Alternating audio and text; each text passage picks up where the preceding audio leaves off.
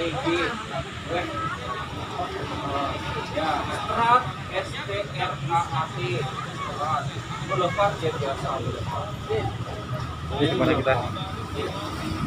Ada yang alumni Padmanaba. Dulunya SMA Padmanaba atau SMA 3 Yogyakarta ini bernama Alkemen Middle Bar School, AMS. Alkemen Middle Bar School ini adalah pendidikan setingkat SMA sekarang. Di era kolonial, di masa Hindia Belanda, teman-teman, jalur pendidikan itu ada dua jenis. Satu yang 3 jenjang, satu yang 2 jenjang. Yang 2 jenjang ini biasanya orang-orang Belanda, yang orang-orang Eropa yang cerdas itu ya dua jenjang ini. Itu nanti akan ada HBS, Hochschule Burger School, ya kan? Nah, kalau yang 3 jenjang ini nanti ada yang sekolah pribumi, ya kan? HIS, Holland Inlandse School, ya kan?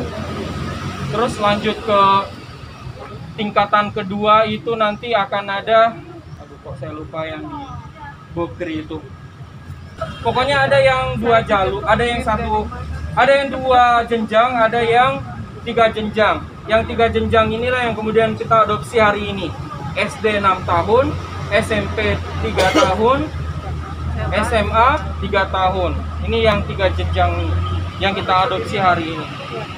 Nah, ada yang 2 jenjang itu khusus untuk orang-orang Belanda yang ibaratnya itu lebih cerdas dan sekolahnya itu ada di kota besar. Di Jogja itu kita nggak ada HBS. HBS itu baru ada tuh kayak di Surabaya, Hochschule Burger School. Nah, ini Alkemen Middle Bar School.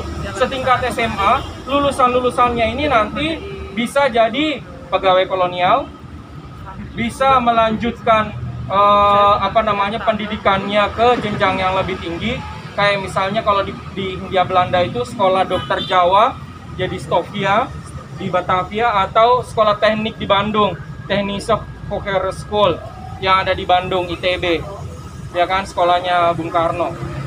Kalau yang kedokteran itu, terus kemudian bisa melanjutkan itu ke Belanda, ya. Jadi ini jenjang terakhir pendidikan dasar dan menengah, ya, AMS ini. AMS ini pun juga terbagi atas 2, teman-teman. Ada AMS Afdeling A dan AMS Afdeling B. Kalau Afdeling A itu biasanya yang ilmu-ilmu humaniora, yang B ini ilmu-ilmu eksakta. Jadi IPA dan IPS. IPA dan IPS. Ya kan? Seperti itu.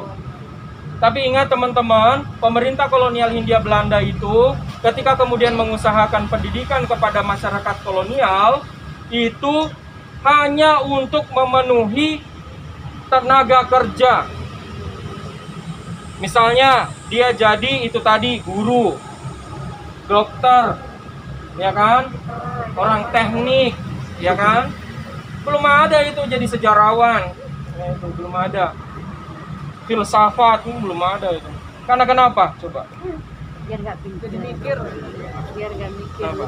Jadi mikir. Nah, jadi mikir kan? Mikir tentang kita dijajah dan sebagainya. Sehingga kemudian yang diajarkan itu hanya untuk menyerap sumber-sumber tenaga kerja baru yang terdidik. Makanya yang diajarkan ya kayak gitu. Belakangan kan baru muncul itu sekolah hukum, itu baru belakangan muncul. Yang gelarnya tuh kayak mister itu. Karena orang kolonial itu tidak menghindari mengajarkan hal-hal yang sifatnya itu kayak filsafat, ya kan, sejarah, kayak gitu. Karena dia tahu, karena suatu ketika, ya itu nanti dia akan berusaha untuk melawan. Dan celakanya, pemerintah Hindia Belanda kan nggak bisa membatasi bacaan para kaum terpelajar ini. Nggak bisa membatasi kan? Nah, akhirnya dia punya bacaan ini, bacaan itu, bacaan ini, bacaan itu. Ya Bung Karno itu kan teknik, tapi dia ngerti banyak hal. Ya dari bacaan-bacaan itu. seperti itu. Nah itulah kenapa kemudian teorinya itu kenapa kemudian pendidikan itu belakangan baru dikasih kepada orang-orang koloni, ya supaya itu tadi nggak mikir, itu belakangan. Tenaga kerjanya ya impor semua dari Belanda, dari Eropa, itu dibawa ke sini semua yang sudah ahli. Jadi nggak usah ngajar, karena kalau ngajar ya itu imbasnya akan ke situ, imbasnya akan ke situ. Jangan salah, pendidikan yang diupayakan oleh pemerintah kolonial pada masa politik etis itu bukan untuk Anda, tapi untuk kepentingan mereka. Yang mengisi pos-pos itu tadi, ngerjain administrasi, jadi guru, jadi dokter, gitu kan. Kan jumlah mereka kan terbatas juga. Orang Belanda itu di sini, orang Eropa itu sangat terbatas, sehingga kemudian butuh dididik. Jadi yang diajarkan itu yang seperti itu. Nah, diajar itu yang filsafat segala macam itu yang bisa mikir. Ya, itu belakangan. Hanya orang-orang humaniora lah yang melakukan pemikiran seperti itu. Ini agak menguji diri sendiri. Anak-anak IPS yang nah itu. Jadi pendidikan itu hanya diupayakan untuk kepentingan kolonial Belanda, bukan untuk Anda, ya.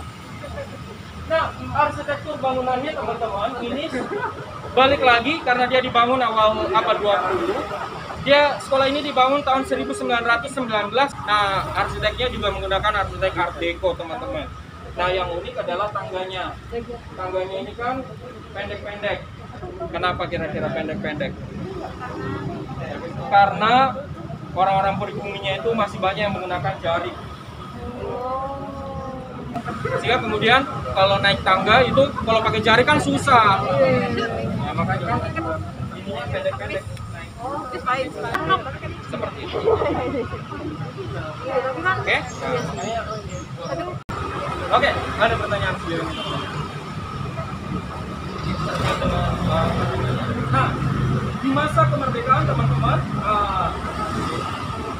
gedung Algemeen Middelbaar School ini itu dijadikan markasnya tentara pelajar dulunya di sini, mendidik tentara pelajar.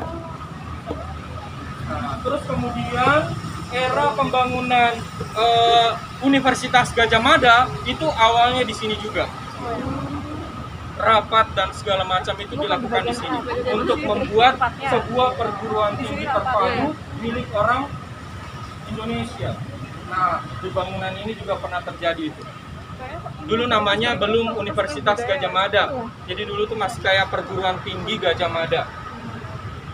Baru kemudian tahun 1960-an itu kemudian berubah menjadi SMA Negeri 3 Yogyakarta.